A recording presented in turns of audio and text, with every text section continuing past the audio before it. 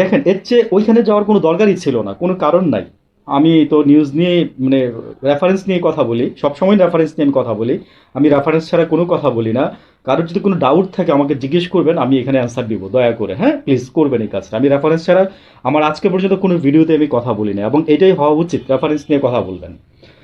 তো আমি এর আগে রেফারেন্সগুলো দেখে আসছি। তো এখন কথা হচ্ছে যে আমাদের দেশে দেখেন এই যে 2 দিন পরে একটা যে সনদের যে কাজটা ছিল, জুলাই সনদ, হ্যাঁ, এটা কি একটা মোস্ট ইম্পর্টেন্ট কাজ ছিল না ইউনূস সাহেবের জন্য?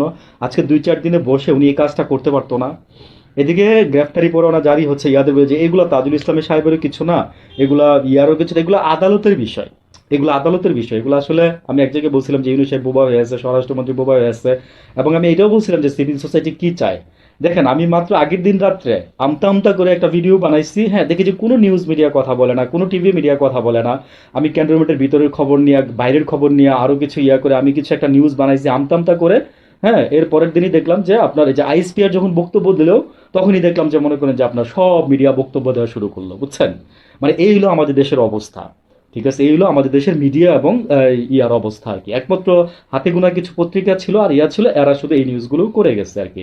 তো দেখেন এর মধ্যে কিন্তু আমি জাস্ট যে সিভিল সোসাইটি চাই কি এটা পালাই যাওয়ার কথা আমি বলছিলাম, সে কিন্তু ঠিকই পালাই গেছে।